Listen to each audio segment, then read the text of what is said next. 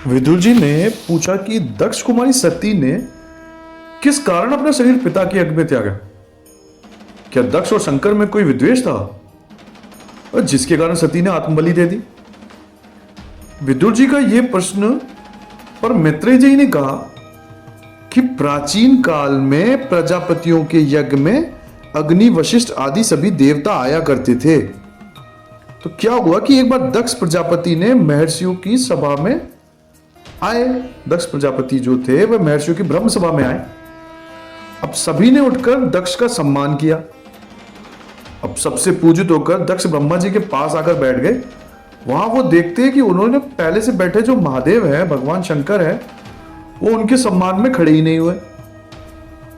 तो दक्ष ने जब ये देखा तो उनकी निंदा शुरू कर दी और शंकर जी के लिए, महादेव जी के लिए कुछ अपशब्द कह दिए तथा उनसे कहा कि वे 11 देवों के साथ यज्ञ भाग प्राप्त न होने का शाप भी दक्ष जी ने महादेव जी को दे दिया और वो वहां से चले गए।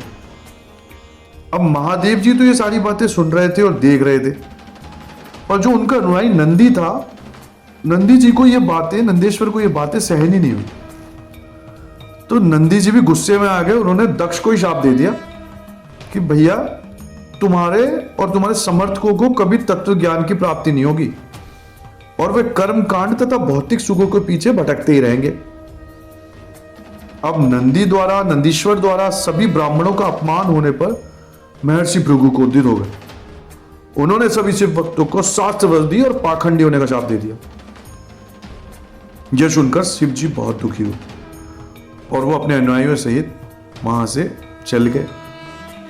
अब वहां जितने भी ऋषि उपस्थित थे उन्होंने यज्ञ तो संपन्न किया और यज्ञ संपन्न होने के बाद अपने स्थान पर चले गए। अब कुछ समय बीता तो ब्रह्मा जी ने दक्ष को समस्त प्रजापतियों का राजा बना दिया। अब इससे क्या, दक्ष और घमंडी हो गए। अब वो ब्रह्म ऋषियों का भी तिरस्कार करने लगा। अच्छा, इस भावना से प्रेरित होकर उसने वाजपेय और बृहस्पति यज्ञ किया। अच्छा, इस हवन में सारे देवता, पितृ पत्नियों सहित सबको आमंत्रित किया गया। और जब ये सारे देवता आकाश मार्ग से यात्रा करते हुए आ रहे थे तब महादेव जी की पत्नी सती को पता चला कि उसके पिता के यहां तो एक यज्ञ हो रहा है। अब सती ने इस अवसर पर अपने पिता के घर जाकर यज्ञ में सम्मिलित होने और अपने माता पिता तथा बहनों से मिलने की इच्छा महादेव जी भगवान शंकर के सामने रखी। तो भगवान शंकर को दक्ष का वो पुराना वाला व्यवहार याद आ गया। तो उन्होंने सती से कहा कि भाई, पिता के घर पुत्री का बिना बुलाए जाना कोई बुरी बात नहीं है, लेकिन जहां पर प्रेम के स्थान पर द्वेष पैदा हो गया हो ना, वहां तो परिस्थिति अलग हो जाती है। तो तुम्हारे पिता ने तुम्हारे पति प्रेम का भाव रखते हुए भी मेरे पति वैर का भाव रख रखा है, इसलिए अगर तुम्हारा वहां जाना है ना तो वो ठीक तो नहीं है। अब तुम्हारे पिता ने हमें निमंत्रित भी नहीं किया, दूसरी तरफ ये देखो तो भगवान महादेव और शंकर जी के इस कथन को सुनकर सती बड़ी व्याकुल हो गई। अब शंकर जी ने उनकी स्थिति देखकर उनके साथ कुछ गण कर दिए कि भाई ठीक है, तुम जाना चाहती हो तो जाओ। उनके जाने की सारी व्यवस्था भी कर दी। अब अपने पिता के घर पहुंचकर सती ने देखा कि यज्ञशाला में सभी देवी देवता भरे हुए, सारे देवी देवता आ गए, अनेक ऋषि और ब्रह्म ऋषि भी वहां आए हुए। तो दक्ष ने सती की अवहेलना शुरू कर दी कि इसलिए अन्य सगे संबंधियों ने भी उसे बहुत ज्यादा मान सत्कार नहीं दिया। मां ने जरूर उसे गले लगाया और उसे प्यार का अनुभव नहीं होने दिया। सती ने यह सब देखा कि यज्ञशाला में अनेक देवी देवताओं का भाग विद्वान है, लेकिन मेरे पति शंकर जी का भाग कहीं भी नहीं है। इससे उन्हें बहुत क्रोध आया और उन्हें भरी सभा में अपने पिता को भला बुरा कहना शुरू कर दिया। उनके पिता ने भी कोई इस और ध्यान ही नहीं दिया। सती ने कहा कि भगवान शंकर तो सर्वहारा है और सबको समान देखने वाले और किसी के साथ वैर न करने वाले, और सारे मंगल विधान तो उन्हीं से हैं। इसलिए भगवान शंकर को यज्ञ का भाग न देना अहंकार के अतिरिक्त और कुछ नहीं है। सती ने आगे कहा कि मैं शिव की निंदा करने वाले पिता से उत्पन्न हुई इस शरीर को तो अब रखना ही नहीं चाहती, और आप जैसे दुष्ट बुद्धि से संबंध के कारण तो मुझे लज्जा आ रही है। उन्होंने अपनी योग साधना के द्वारा अपने अंगों से ही अग्नि और वायु के रूप में इस तरह पैदा किया कि वे जलने लगे। जब शिवजी ने नारद जी से यह सुना कि दक्ष ने सती का अपमान किया है और इसलिए उन्होंने प्राण त्याग दिए, तो शिवजी को बहुत क्रोध आया। उन्होंने अपनी जटा उखाड़कर जैसे ही पृथ्वी पर पटकी, वैसे ही 1000 भुजाओं वाले काले वर्ण का तेजस्वी एक विकराल दैत्य पैदा हो गया। उसका नाम वीरभद्र था। शिवजी ने वीरभद्र को अपने गणों का सेनापति बनाया और दंश का विध्वंस करने का आदेश दे दिया कि जाओ उस दंश का विध्वंस कर दो। उसकी वजह से सती का ने अपना शरीर त्याग दिया है। अब वह वीरभद्र त्रिशूल लेकर अनेक गणों के साथ शोर मचाता हुआ हवन कुंड के मंडप की ओर दौड़ पड़ा। शिवजी के गण इस प्रकार से धूल उड़ाते हुए चल रहे थे कि जो सारा आकाश था वो अंधेरों में भर गया।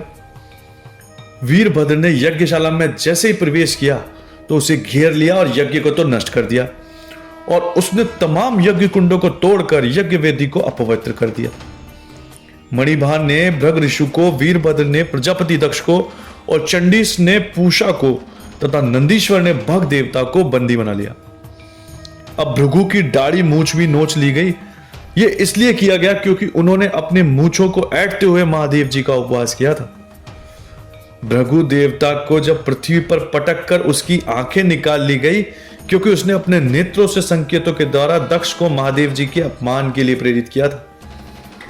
अब वीरभद्र ने पूषा के तो दांत ही तोड़ दिया क्योंकि वह मुक्त रूप में हंसा था।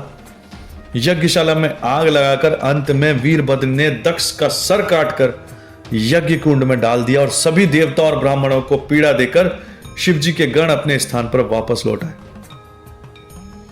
जब देवता लोग पराजित और बहुत व्याकुल हुए, तब उन्होंने ब्रह्मा जी के पास आकर अपनी दुर्गति का वर्णन किया। है ब्रह्मा जी, त्राहिमाम त्राहिमाम। तो ब्रह्मा जी ने कहा कि जो कुछ भी शिव जी के गणों ने किया है ना, वह बिल्कुल उचित है। शिव जी की प्राप्ति के बिना आप अपना प्राप्य कैसे ले सकते हैं? शिव जी के पास कोई निमंत्रण ही नहीं दिया, इसलिए विष्णु जी भी निमंत्रित होने के बाद भी दक्ष के यज्ञ में नहीं गए थे। ब्रह्मा जी ने देवताओं को परामर्श दिया कि अब वे भगवान शंकर जी के शरण में जाएं। देवता वो भगवान शिव हमारे कैलाश पर्वत पर आए हुए हैं। अच्छा, ब्रह्मा जी भी फिर उनके साथ ही हो लिए देवताओं के साथ, और वहां पर एक वट वृक्ष के नीचे बैठकर सिद्धासन में भगवान शिव नारद जी को सनातन ब्रह्म तत्व का उपदेश दे रहे थे। अब ब्रह्मा जी को आया देखकर शिव जी ने उनको प्रणाम किया और अन्य देवताओं ने भी शंकर जी को प्रणाम किया। ब्रह्मा जी ने शंकर को देवताओं की व्याकुलता के विषय में बताया तथा उनके आने का कारण भी निवेदित किया। अब ब्रह्मा जी ने शिव जी को यज्ञ भाग पाने का अधिकारी घोषित करते हुए शिव जी से यह प्रार्थना की कि हे प्रभु, वह मरे हुए दक्ष को जीवित कर दे कृपया करके, और जिन देवताओं ने महर्षियों की जो जो इंद्रियां क्षतिग्रस्त की है ना, प्लीज उन्हें वापस दे दी जाए। देवताओं को भी स्वस्थ किया जाए जिससे यह यज्ञ तो पूरा हो सके। ब्रह्मा जी ने कहा कि मैं आज से यह नियम बना देता हूं कि यज्ञ का उच्चिष्ट भाग आपका होगा और वही दक्ष के यज्ञ का प्रारंभ होगा।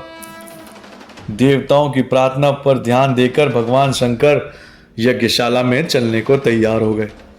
जब वे वहां गए तो देव यज्ञ फिर से प्रारंभ हुआ और शिव जी के कहने के अनुसार दक्ष फिर से जीवित हो उठा।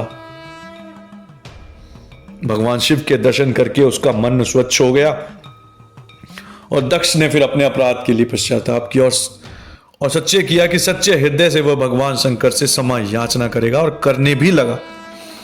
फिर भगवान शंकर की अनुमति लेकर उसने यज्ञ प्रारंभ किया।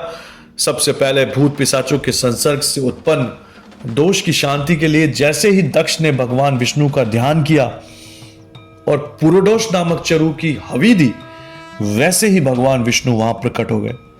यज्ञ क्योंकि वीरभद्र के द्वारा दूषित हो गया था, इसलिए उसे फिर से पवित्र रूप में प्रारंभ किया गया। सभी देवी देवताओं ने अपना अपना यज्ञ भाग लिया और भगवान विष्णु ने भी अपना भाग प्राप्त किया तथा सब लोग संतुष्ट हो गए। शंकर जी के साथ ही अन्य देवताओं को भी उनका भाग दिया गया। सभी देवता लोग दक्ष को आशीर्वाद देकर अपने अपने लोक चले गए। तभी दक्ष की बेटी सती ने यज्ञ में अपना शरीर छोड़ने के बाद हिमालय की पत्नी मैना के घर में लिया जन्म और इस जन्म में भी भगवान शंकर का ही वर्ण किया।